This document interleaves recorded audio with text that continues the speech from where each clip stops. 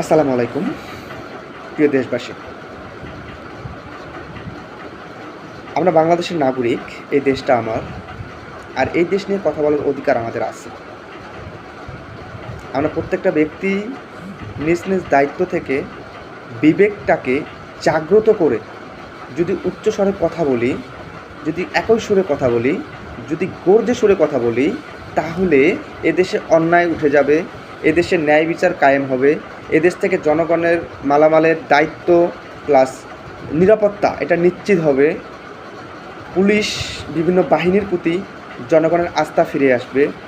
বিভিন্ন মন্ত্রণালয়, মন্ত্রী, সচিব, এসপি, ডিসি, ইওনো যারা সরকারি কর্মকর্তা আছে তারাও আপনাদেরকে প্রাধান্য দিবে এবং আপনার যে অধিকার সেই অধিকারটুকু আপনি ফেরত পাবেন। তো আপনারা সবাই জানেন যে আমরা 5ই আগস্টের পর অর্থাৎ জননেত্রী শেখ হাসিনাকে এই দেশ থেকে চক্রান্তমূলক পাঠানোর পর যে সরকার বসানো হয়েছে সেই সরকারের প্রধান হচ্ছে ডক্টর মোহাম্মদ ইউনূস।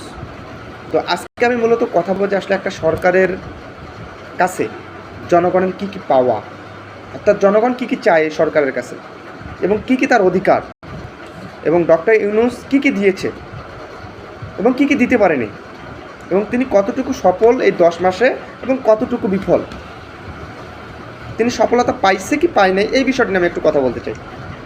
তো আমি প্রথমেই বলে রাখি যে জনগণের বেশ কিছু অধিকার আছে, যে অধিকারগুলো আসলে নিশ্চিত করাই হচ্ছে সরকারের প্রধান কাজ। কিছু অধিকার যদি আমরা ধরি, তো জনগণের জানমালের নিরাপত্তা নিশ্চিতকরণ, এটা কিন্তু মোস্ট ইম্পর্ট্যান্ট। জনগণের জানমালের নিরাপত্তা নিশ্চিতকরণ একটা সরকারের কিন্তু মোস্ট ইম্পর্ট্যান্ট দায়িত্ব। কিন্তু আমরা 5ই আগস্টের পর কি দেখলাম, যে ডক্টর মোহাম্মদ ইউনূস জনগণের জানমালের নিরাপত্তা দিতে পারেনি, বরঞ্চ দেশের নৈরাজ্য সৃষ্টি করেছে।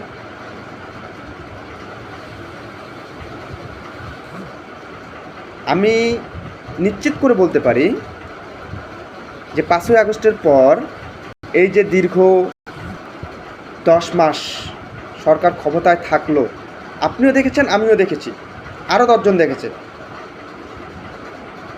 যে এই সরকার কতটুকু নিশ্চয়তা দিয়েছে, কি করেছে, তিনি কি করেছে আমি একটু জানতে চাই। যে নিরাপত্তার স্বার্থে তিনি কি করেছে, জানমালের নিরাপত্তা দিয়েছে উনি, তো এই দিক দিয়ে তিনি কিন্তু ব্যর্থ, পুরোপুরি ব্যর্থ। যদি আরও ধরা যায়, দেশের শান্তি রক্ষা করা, বজায় রাখা, দেশের শান্তিটাকে বজায় রাখা। আচ্ছা, দেশের শান্তি বজায় কীভাবে থাকবে?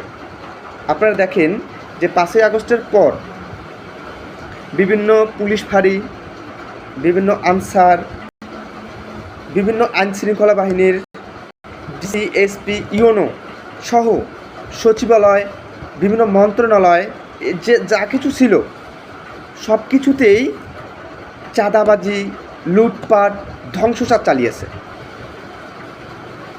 যাদেরকে বসানো হয়েছে তাদেরই উপর নির্যাতন করে যদি আপনি দেশের শান্তি বজায় রাখতে চান তাহলে সেটা সম্ভব না।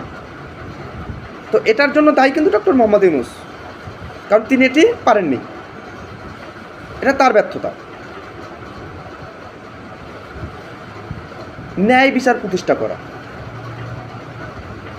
একটা সরকারের কিন্তু কাজ হচ্ছে জনগণ ন্যায় বিচার পেল কি না, এবং ন্যায় বিচারের জন্য যে 2টি জায়গা রয়েছে, অর্থাৎ